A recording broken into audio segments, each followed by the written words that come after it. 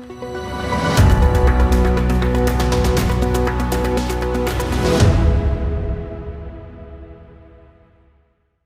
afternoon and welcome to this discussion on relocation mobility for Indian HNIs, joined today by an expert panel, and we're looking forward to a really good discussion and a live Q&A following this panel. So to kick off the discussion, I'd like to come to each of our panelists just to talk on some of the headline trends from global mobility in working with Indian HNIs. Perhaps, Mohammed, I could come to you first. What is it that you're seeing out of the Indian high net worth market? Good afternoon, David. Since the onset of COVID, the need for global mobility and the potential need for relocation and migration has significantly increased, not just amongst the Indian community which are residing in India, but also the NRIs in various geographies around the world. And there's a number of motivating factors, and that obviously differs family to family because we're all here to offer bespoke solutions to what the high net worth investors are looking for. The first trend that I'm seeing, and more now as people see the green shoots of the post-COVID world beginning to emerge, is that global mobility is going to be very, very difficult. Obtaining visas is going to be challenging. Borders are higher than they've ever been. However, the businessman still needs to travel. And that is why with some of our products, or all of our products, which offer global mobility and investment in Grenada or St. Kitts and Dominica through one of our products, permits you to travel to approximately 140 countries around the world, whether that's the UK, the Schengen, Russia, China. That has become an invaluable resource today. Imagine an American cannot travel to the United Kingdom or cannot travel to the Europe zone today without the need, basically because of the COVID, it's a COVID restriction. But if someone's from the Caribbean, whether that's, Grenada or St. Kitts, they have free access into those economies. So that is a very important benefit that second citizenship provides on the mobility side. The second trend I'm seeing is people are anxious, and they're anxious about certain social or political issues or economic deterioration. And economic deterioration could lead to capital controls or more extreme capital controls, higher inflation, and just restriction on the movement of capital akin to the restriction on the movement of people. And to combat some of those challenges, second citizenship plays an interesting role. And we can distill some of these as we get through the presentation. And the third item, which is topical for a number of, I'd say, individuals with young children, is that they may have realized where they're currently living is not the ideal place. They've been through 6 months of lockdown. Maybe, real estate prices are high in certain parts of India. Space is at a premium. Public healthcare has been challenged. And a decision which they were going to take 5 or 10 years down the line with regards to migrating to the United States is something which is fast forward. COVID and the lockdown has provided an inflection point. And to really take advantage of some of these challenges, people are looking to take a second citizenship. And the second citizenship with Grenada provides you with the ability to live in the United States by applying for an E2 visa. It's a very versatile tool. And fourthly, and very significantly to every high net worth investor, is the risk of additional tax increases or new taxes being imposed. And second citizenship can provide a mitigant if structured into their affairs in a sensible and, most importantly, a timely fashion. Many thanks for that introduction, Mohammed. Daksha, as an international tax advisor based in Mumbai, what is it that you see at the moment with the clients you're advising? As Mohammed very rightly pointed out, there is a lot of concern and a lot of nervousness with regard to the people, especially some, businessmen having their businesses. Maybe the businesses themselves are undergoing a lot of stress because of the COVID situation, the economic situation. That doesn't necessarily mean that the personal assets have undergone so much stress. And there may be a lot of other things which are required to be done. And therefore, there is a need for them to find a variety and sort of, not put all their eggs in one basket. And the greater the flexibility that they can have to be in India, to take advantage of whatever it is that is going to be happening through Atmanirbhar Bharat, and more focus on what the other opportunities are coming up in the digitalization economy, in the pharma economy, in the defense sector, etc. Those are some of the opportunities which are coming up. And yes, people would like to take advantage of that. But as I said, they also look to be able to spread their risks to as many jurisdictions that they can possibly do by either relocating to some other jurisdiction, or at least having their businesses and assets built outside India too. And all of this requires a lot of planning from an Indian perspective. I will walk everyone through what are the main concerns of law which we need to look at. But these are some of the challenges which clients are seeking our advice on. And we are finding it increasingly challenging, but at the same time quite interesting and satisfying to be able to provide solutions which are bespoke. And in all circumstances, I must say that even though the circumstances look similar, the solutions are not the same. And therefore, we are challenged all the time, and it's really very interesting times. Wonderful, thank you for that. The message of the importance of diversification there coming over loud and clear, and seeking good advice on a bespoke basis. Sunita, just to bring you in, what is it that you're seeing from Dubai in terms of latest trends? David, I completely echo and agree with what Mohammed and Daksha have said. Perhaps from a more holistic perspective from outside of India, even though Dubai and the UAE is considered to be the fifth region of the subcontinent, if you like. What's really interesting is, unfortunately, during the pandemic, we have now been approached by quite a few existing clients and potential clients who understand that it's really important to have a choice, to have an option. And that actually is no longer seen as a luxury, the luxury of having the freedom of choice and to decide where you diversify and evolve and transition to globally. But actually it's becoming a necessity for many reasons. And it's not just about economic progression, but I think the pandemic has probably magnified the point that even basics such as access to good healthcare,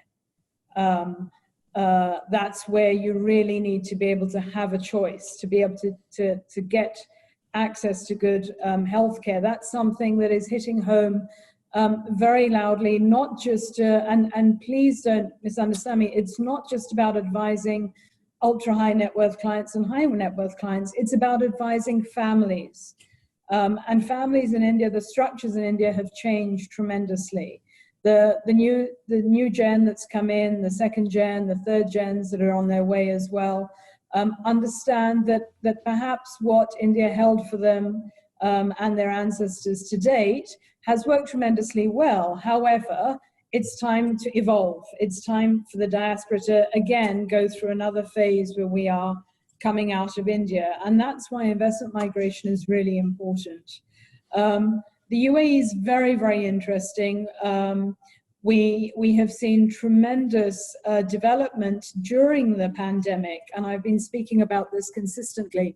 We've had a flurry of legislation being introduced that is very beneficial. And the UAE is extremely advantageous for Indians especially. Why? Because whilst you're not immediately relinquishing your citizenship, it allows you to get onto a plane and to arrive here, and from day one, you've changed your residency. It allows the elder generation, for example, to become acquainted with living outside of the comfort zone of India as they knew it. the ease of doing business, the accessibility to other markets, developing markets, to for example, to the rest of the GCC, to Africa, etc., is just so much more beneficial. I see the UAE, just as it says, in terms of the Middle East, being the middle gateway to then where people can actually transition almost as a halfway house, whether it's one generation or 3 generations, to transition very comfortably. And perhaps, for example, where I've seen in very large families is you have the heads of the family perhaps staying on and residing here and putting down some kind of a base here where they can still hop across to India, etc. But it's a very good gateway, and it leads very nicely into investment migration options that we're going to talk about today for the younger generations, for not only, like I said, economic reasons, but for a better quality of life, perhaps, and, you know, access to healthcare, access to education, and to so many more opportunities where one's not feeling stifled. And that's tremendously important for the well-being of a population. Okay, well, many thanks for that introduction. Very, very useful. To start getting into some of the detail now, Daksha, there's important implications for Indian HNIs to consider on moving permanently overseas, spending more time overseas in terms of income tax and foreign exchange. Why don't you walk us through what those key considerations are? So basically, it's very important to understand that in India, we have 2 types of residency that need to be considered. One is under the Foreign Exchange Management Act, known as FEMA, and the other is under the Indian Income Tax Act. Now, what is extremely important to understand is that the ability to build capital outside India, ability to send money outside India, and ability to keep money outside India is dependent on whether or not you are a resident in India for FEMA purposes. And taxation, of course, is determined on the basis of residence under the Income Tax Act. So a person could be a resident under the Income Tax Act, but still could be a non-resident for the purposes of FEMA. And the other way around, you could be a resident for FEMA, but you could still be a non-resident for Income Tax Act. Now, those are complex situations that I'm talking about. So I'm not going to be sort of, boring everyone with that. But that's something which is very, very important to understand. And even while a person may be non-resident under FEMA, you could also be taxable in India in any case and you could also be a non-resident in India, but you could still be taxed in India on income which is sourced in India. And you can also be resident, but not ordinarily resident for income tax purposes, which is a very, very unique feature under the Indian Income Tax Act, which can be explored by a person who becomes a non-resident. So I'll just very quickly say what exactly are the impacts of being a FEMA resident. A FEMA resident of India is subject to exchange control regulations, which means that the ability to invest outside India is regulated and limited. You can only send out $250,000 US dollars per person per year. It may the person may not be able to send out money which is required for taking up citizenship of a country outside India if the person is a FEMA resident. Any income that the person earns outside India may be required to be brought into India, and therefore not be able to accumulate foreign currency outside India, which is required for the purposes of setting up businesses and for the purposes of building assets outside India. And FEMA residence is citizenship agnostic. Even a non-Indian citizen could be resident of India under FEMA, under those circumstances which make him resident in India. And even an Indian citizen could be non-resident under FEMA, even if the person is deemed resident of India under the IT Act. that person can still be non-resident under FEMA and can keep all the income, foreign income and assets outside India legitimately, and can use these funds for acquisition of any business assets or foreign citizenship, can undertake their global estate planning as per the global opportunities which Sunita just talked about, and can set up a family office outside India to take advantage of investment opportunities outside and in India. So once you are a FEMA non-resident, there are a lot of opportunities which become available to you. And the one thing which a FEMA non-resident cannot do is hold agricultural land in India, or hold or acquire agricultural land in India. So other than that, FEMA non-residency is very, very useful. Now, who is a FEMA resident?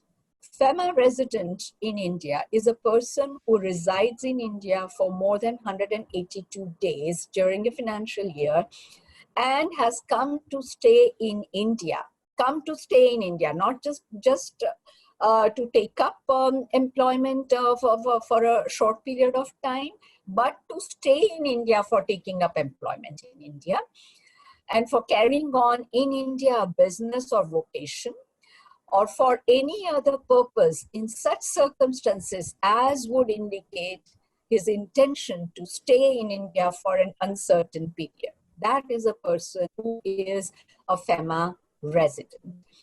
When a person goes outside India, so when a person is, let's say, normally residing in India and is therefore a FEMA resident, then how does he become a non-resident, FEMA non-resident?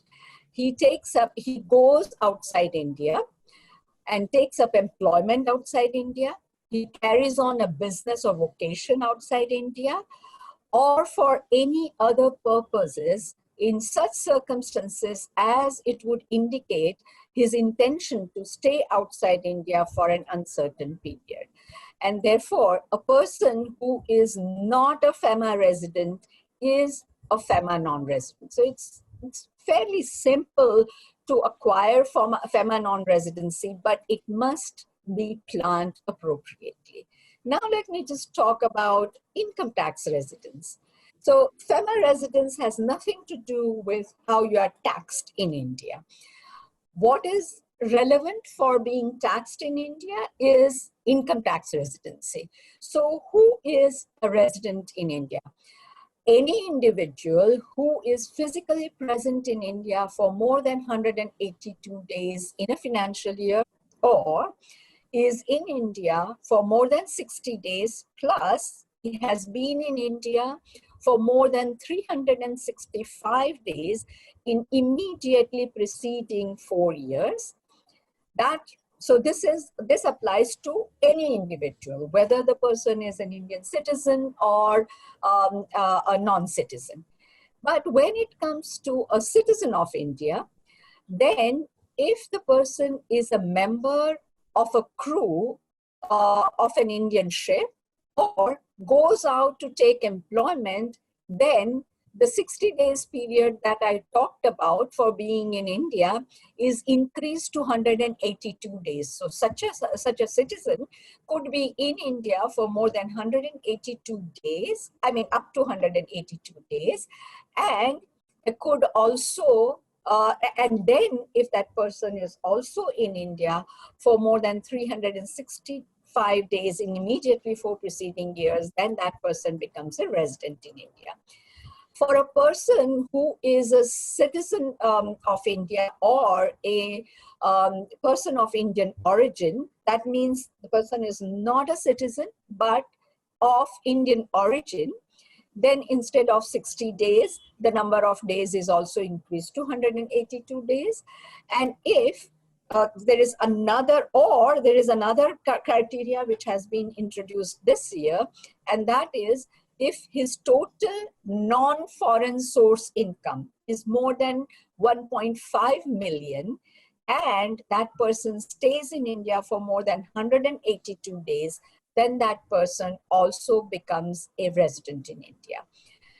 So that is what makes you resident in India for tax purposes. So now, who is a non-resident? This has become a little bit interesting definition now, because conversely, if the person is not in India for more than 182 days, then he is not a resident. He is not in India for more than 60 days, and is also not in India for more than 365 days in immediately for 4 preceding years. Okay, so in case of a citizen or a person of Indian origin who stays in India for less than 182 days, or whose total non-foreign source income in India is more than 1.5 million rupees and stays in India for less than 120 days, then he is not a resident in India, and whose total income is non-foreign source income in India is less than 1.5 million Indian rupees and is in India for less than 182 days, then that person is also a non-resident in India. Now we come to an interesting definition which has been introduced in the Income Tax Act from this year with effect from 1st April 2020, which is a new subsection, a new section which has been introduced. In case of a citizen of India, this is what is called deemed residence.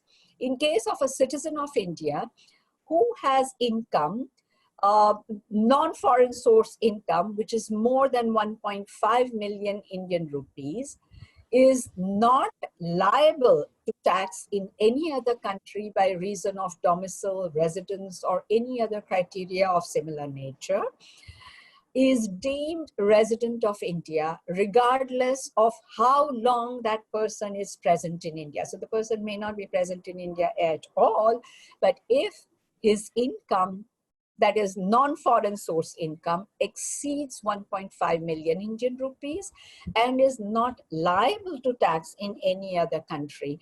Now there is an interesting debate about what is liable to tax and what is subject to tax. A person being liable to tax does not necessarily mean that he is also paying the tax. If the country where that person lives has the ability to levy tax on that person, then that person is liable to tax in that country. So it's an interesting examination that one needs to make for where the person is living. But the taxability of a deemed residence is very, very interesting. He is taxed as resident, but not ordinarily resident. That means he's only taxed on Indian source income. So but because he is a deemed resident, he is not eligible to lower tax treaty rates or treaty benefits for income which is sourced in India. And for example, what does that include? That includes, for example, dividend. So if he has invested in Indian companies and he receives a dividend from that company, then he would not get the treaty withholding tax rates of 5% or 10% or 15% as may be available in the treaty, but he would be taxed in India at the rate which is applicable to a resident, which could start with 15% depending on the slab rate and can go up to 42.74% for the highest bracket. Same is the case in case of interest, and long-term capital gains will be taxed at the rate of 20% instead of 10%, which is applicable to a non-resident. Now, what exactly is a resident but not ordinarily resident? An individual is a resident but not ordinarily resident in India in any financial year if the individual has been a non-resident in India in 9 out of the 10 financial years immediately preceding the year under consideration, or that person has spent in India an aggregate of less than 729 days during the 7 financial years immediately preceding the financial year under consideration. And in case of a citizen of India or a person of Indian origin, that person would be RNOR, that is resident but not ordinarily resident, if the person's total income from non-foreign sources is more than 1.5 million during a financial year, and the person has been in India for a period of 120 to 20 days or more, but less than 182 days. So the person has a leeway of being in India more than 120 days, but can leave, after just before completing 6 months, even if the person has income which is more in India more than 1.5 million. Or if the person is a citizen of India, as I just mentioned, if he is a deemed resident of India, he is also treated as RNOR. And then, of course, we also have RNOR for Hindu undivided family, which is not very relevant, but I'll just talk about it. Similar conditions apply to the manager, that is the Karta of Hindu undivided family. So those are the residencies. Now let me just very quickly talk about how RNOR, that resident but not ordinarily resident, is taxed in India. Is taxed in India on Indian source income. What is Indian source? Let's say it's salary if employment is performed in India. Then interest from banks, debentures, bonds, if not excluded from scope of total income under the Indian income tax law itself. Capital gains from assets in India. Royalty from IP in India. Fees for any services received from an Indian person. And the person is not taxed in India on income which accrues or arises outside India unless it is derived from a business controlled in India or a profession which is set up in India. So no income of deemed resident which accrues or arises to such person outside India is taxable in India. So this really brings me to the end of saying what exactly residence is and how people, when they become resident, are taxed in India, and how FEMA non-residency is very, very important and relevant to plan the exit, so to say, or externalization or globalization of an Indian person. Many thanks for that, Daksha. Sunita, you mentioned in your introduction how Indian HNIs might use the UAE as a place to change residency, for tax structuring, to structure their business. Do you want to give us a flavour of the sort of client you might work with who's looking to take advantage of the opportunities in the UAE for this kind of move? Sure, David. And I'd like to thank Daksha for covering some very complex tax issues in a very clear and succinct way, which does actually dovetail very nicely into the next stage as such of the transition period. Traditionally, we would have seen always, probably more likely than not, the ultra high net worth and the high net worth families or individuals approaching us for advice and for solutions. Certainly, as I said earlier on, that's definitely changed. And now people are actually moving out and understanding that it's not necessarily just about what you have at the moment and what your current net worth is, but the evolution and where you may possibly end up to and how you grow your wealth. So in a nutshell, we don't see any particular type, but what's very interesting is I think the biggest takeaway for the purposes of today is for people to understand that pre-exit tax planning is absolutely essential, and to engage at early stages. But more importantly, the legislation that Daksha just reviewed for us is very compatible with the UAE, with setting up a base for a family or an individual or certain individuals of a family in the UAE. There are ways of establishing yourselves here. and doing so, as I said, from day one, either using corporate entities or setting up succession planning structures. We have common law jurisdictions here that are very, very compatible, where we are actually now focusing on providing people from the subcontinent with solutions, and those would be, for example, family office solutions. Again, Daksha mentioned the compatibility and the permissibility of establishing yourselves using those structures.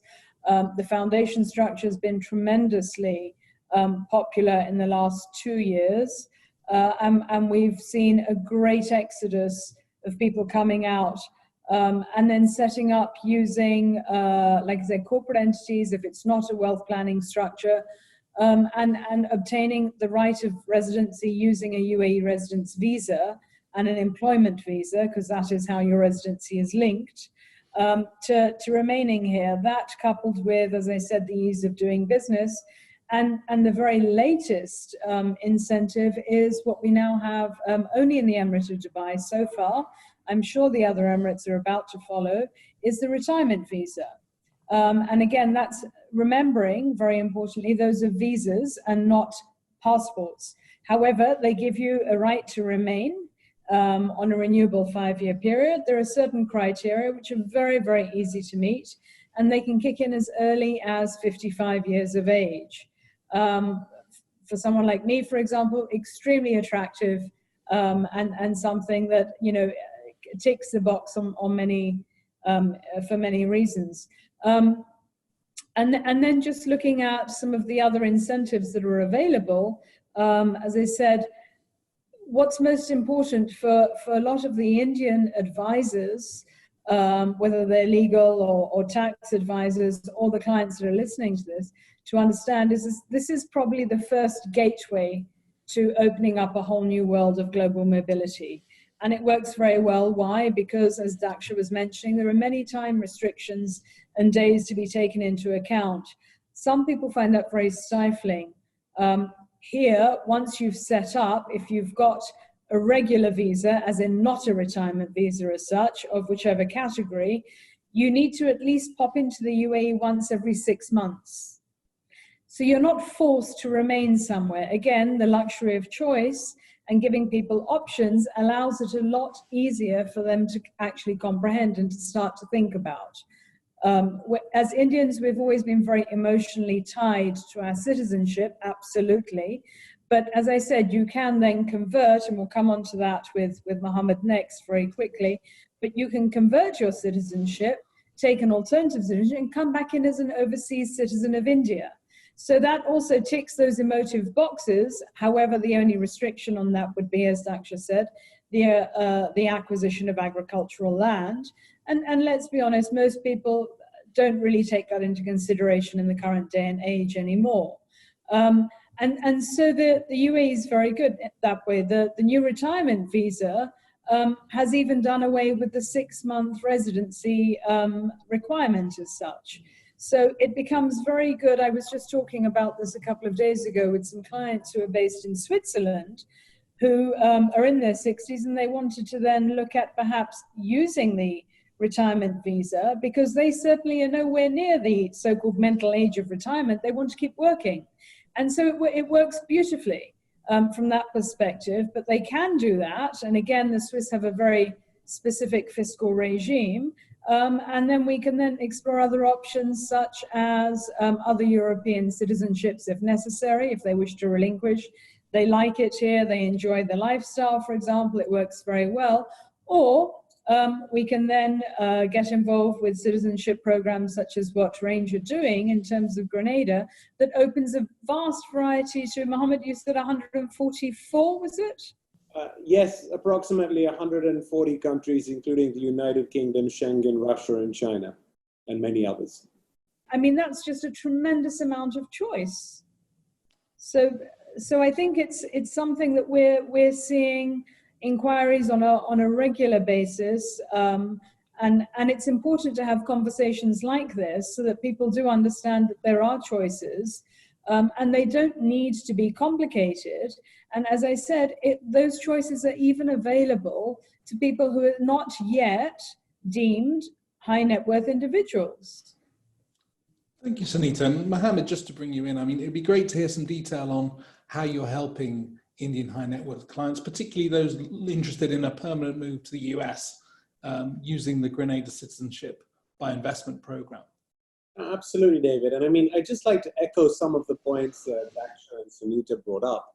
And, you know, there seems to be a myriad of tax laws which could be applicable to the Indian resident in India, not resident in India, living in the Middle East or elsewhere. And that's something that we're actually seeing a lot of anxiety being caused here in the UAE, in the NRI community. So, you know, on a regular basis, we're getting inquiries from Indian citizens living here saying we wish to remove ourselves from this tax battlefield altogether, take a Grenadian citizenship. We're no longer linked with India, no desire to acquire any more agricultural land. Some of them take an OCI card, some of them don't take an OCI card, depending on how much links they have.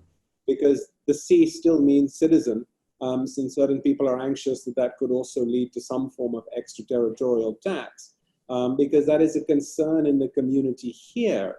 And you know, that concern is that if an extraterritorial tax comes in, that could be modeled on the US basis, so that one day in 2, 3, 4 years down the line, an exit tax could also come in where there's a charge to give up an Indian citizenship, just like there's a charge today to give up a US citizenship. And that is a significant amount of money. So, you know, the timely readjustment of your status based on your family affairs is now more relevant now than it's ever been. So I think that's where second citizenship can have quite an appeal. But, you know, your question related directly about either moving to the US or I would even say remaining in the US.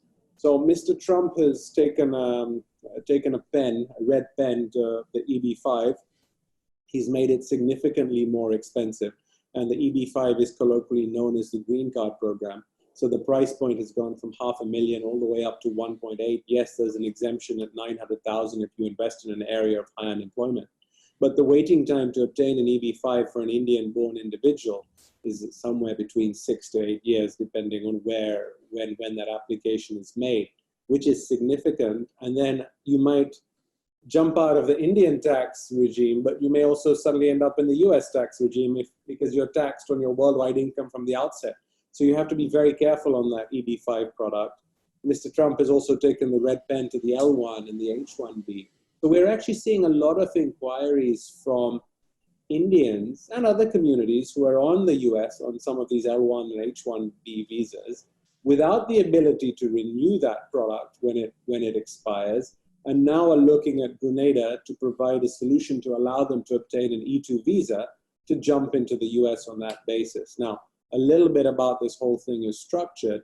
The US has entered into a number of treaties with countries called E2 visa treaties.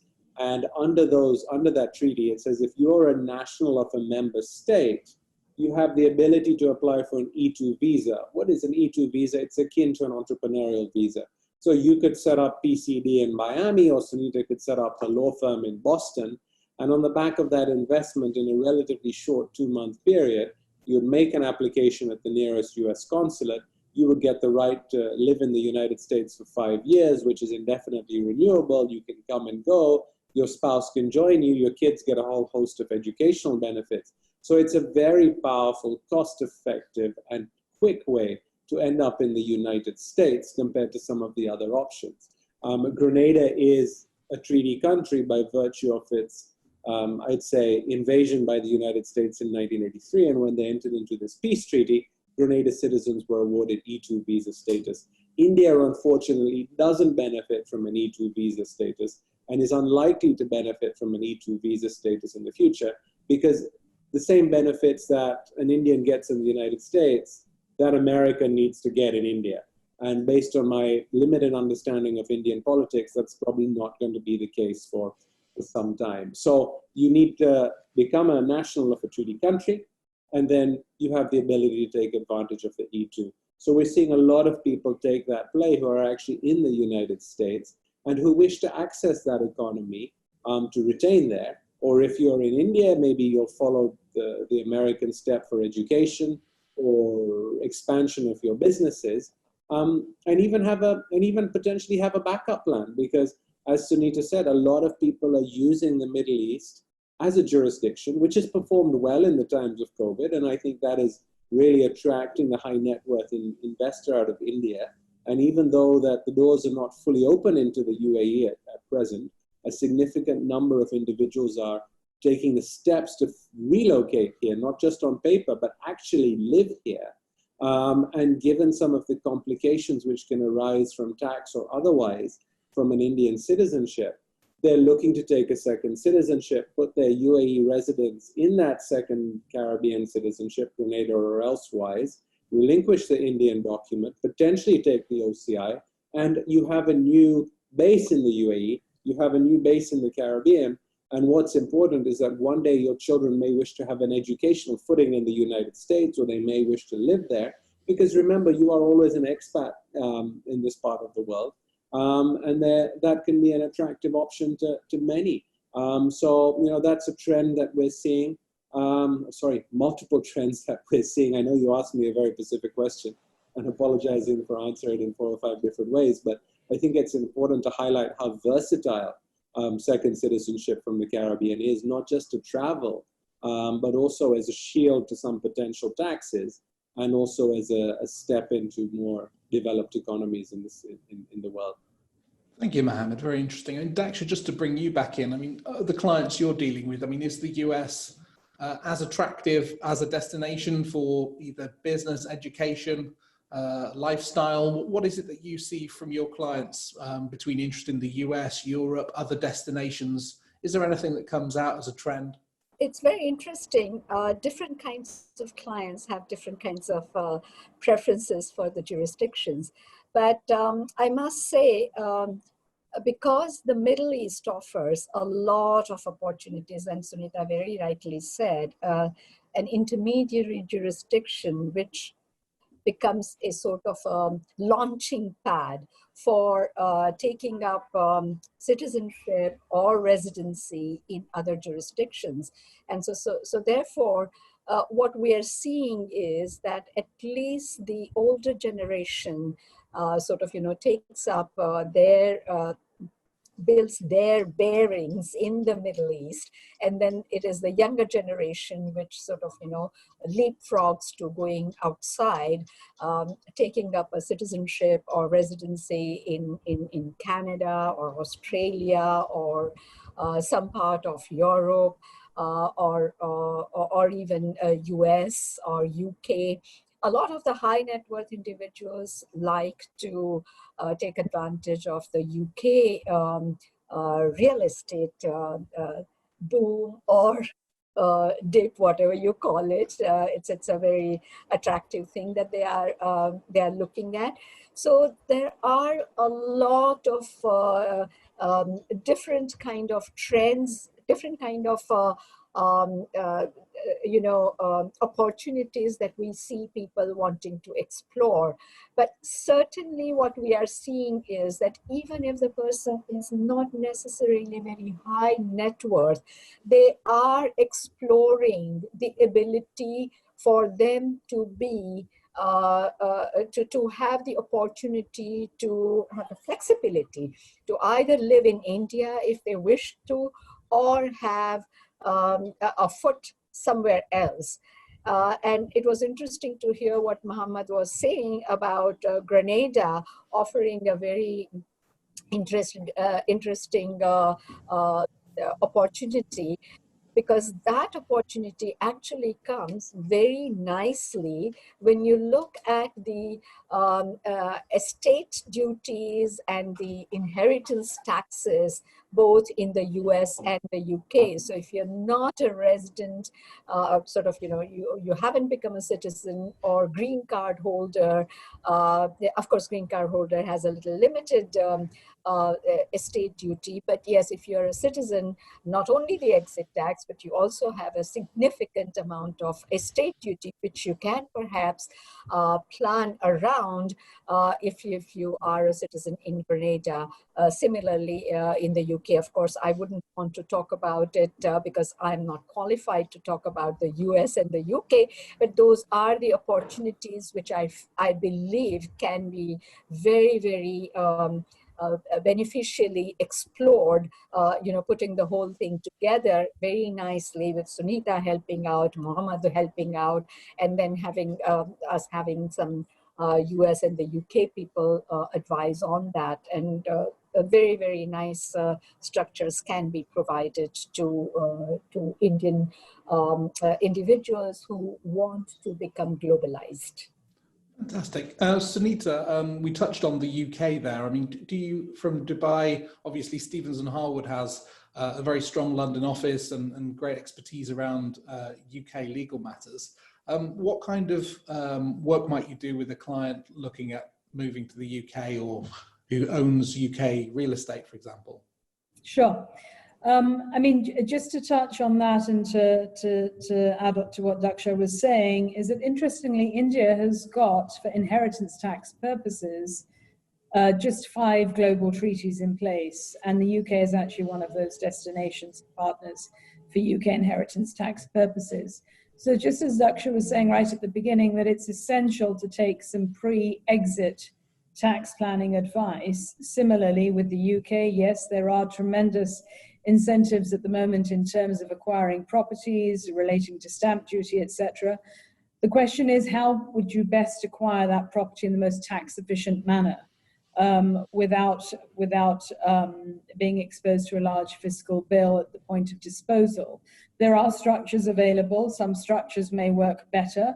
I think it all depends on the value of the property, what the intention is to do with that property. Just kind of talking about what we're seeing coming out of India, just a couple of days ago, I was asked by a very well-known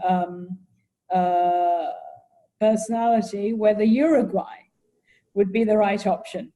And the point is again, as I said earlier on, there are many options available. I think what distinguishes everything, and in terms of the kind of advice that's out there and what is really beneficial, is every client, there's no cookie cutter approach, first of all.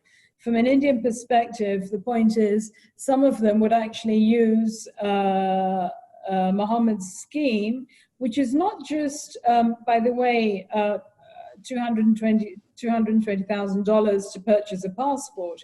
It's actually linked to an investment program, which can then be exited after 5 years, for example, but yet you still retain those benefits. So from an Indian client's perspective, if I was advising them, I would say, hang on a second, maybe you look at this also from a commercial perspective. The other advantage is of course, the time that it takes to acquire that alternative option, right? That coupled with, which is in more cases than not, and Mohammed, please correct me if I'm wrong, it's generally less than 12 months. Yeah, it's a kind of 6 to 9 month period if you've got all your documents in place and everything works well and you tick all the boxes, etc. That's correct, Sunita. Which most clients obviously would, because otherwise we wouldn't be advising them, frankly. But it's not only, again, where I'm seeing trends and how it's being used. Yes, we do have our headquarters in the UK. Yes, we do advise on the pre-entry planning based on what the family wants to achieve now, later on, higher education for children, and all the incidental benefits. But I'm also seeing people who are now saying, actually, we've realized that we need to expatriate ourselves from the US because somewhere along the line, there's been a US angle that's no longer attractive. This again comes in as a very nice option if you find that somewhere along the line is exposed to the US fiscal regime and no longer wants that. The Grenadian option would be very, very useful to them. And then that could be used as a stepping stone to another equally attractive jurisdiction. For example, from an Indian perspective, the golden visa that's available in Portugal, or the Cypriot scheme, which I know the PCD have covered in great detail to date. The point is they're not, I think it's important for the client to understand and the advisors to understand is that these are not competing products. They can actually work very well, as Mohammed said, to give a variety of options whilst not competing. And I think that's what's really important to understand. And the whole point of global mobility is just that, is being globally mobile, not restricting yourself.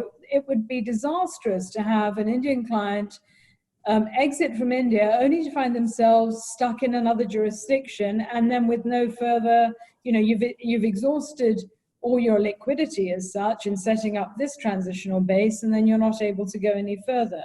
So the point is to engage, I think, at a very early stage with as much long-term clarity as one can have at that point of engagement, and allow us to plan with you, whether it is looking at acquiring properties in the UK using structures, whether we have protected trusts in place to protect your non-UK assets, for example, and prevent future taxation being levied in relation to that. Whether you want to actually acquire a UK passport, or you just want to remain there indefinitely for a time. I mean, there are many, many points to take into account. The taxation, of course, is linked to the statutory residence test. It's not a simple subject, but it doesn't necessarily have to be complicated either. The point is to be well advised and well informed. And it can happen very, very quickly. I have had clients transition from India to other geographies, using the range option, for example, and also, as I said, generating a profit from those investments as such. And it's taken a very short space of time. They haven't been able to catch their breath, and before they know it, they are actually, fully deemed to have exited as such. And it's a nice, clean transition. Should they want to come back to India, they have those options as well. Should they not, in terms of OCIs, and should they not, then you just come back in as and when you need to on the appropriate documentation. Many thanks. And just coming to you now individually for some closing comments, perhaps starting with you, Mohammed, and Range Development, a sponsor of this session. It'd be great to hear some closing thoughts. Thank you, David. First of all, it's been a very informative session. I've learned a lot from Daksha and Sunita today, especially with some of the complications. Yes, we see it, but today we've really heard firsthand some of the complications that high net worth investors need to address before they go mobile, for want of a better description. As pertains the offering we have, it's an investment. You're investing in one of our award-winning resorts. The Park Hyatt St. Kitts we opened in 19 to reviews of the best new hotel in the Caribbean. The Dominica Kempinski, similar reviews. We opened it in 2019. And our current project, the Six Senses Grenada. All of them come with second citizenship opportunities. And it is a 3 to 4 month process. In terms of documentation, yes, there is a due diligence process. So by no means should anyone think it's a pay and play approach, because the countries maintain their integrity as well and preserve the value of that second citizenship, which is important for everyone. And the investment can be exited after 5 years, and you can return your capital and receive an income along the way, as well as usage rights. Being able to obtain a second citizenship within 3 months, whether it's mobility-driven, tax-driven, or relocation-driven to the United States, is a vast advantage in today's day and age, especially given some of the anxieties which are right on our doorstep and the restrictions that other programs and other visas offer. Some of these European programs, whether that's Portugal, can take 7 years to obtain a passport. Spain, a similar length of time. The UK is complex. Grenada is tax neutral or tax light, depending on how you categorize it. So you don't have the added complications of having challenges when you obtain citizenship of the island of Grenada. So it's a very versatile tool. Working in conjunction with Sunita and Daksha, it is part of a strategy which needs to be looked at holistically, and it fits in well to some of the bespoke advices that both Sunita and Daksha are advising their clients. So. Many thanks. Many thanks. And Daksha, just to come to you for some closing comments at the end of this session. I'd like to say the same way as Mohammed said, I also have sort of just as I'm speaking, I am developing so many structures in my head for the globally mobile Indian families, and different things can work for different people. And all I want to say is that let the families or let the individuals not simply be guided by the fact that so much money is required and how can I do it. It's not just that. You just need to plan it properly. If you plan it properly, you do a proper structuring, it may just take 1 year to get there. But yes, if you start today, after a year, you will have the capability of taking the different options which are available simply to make it possible for you to do whatever it is that you want to do in life.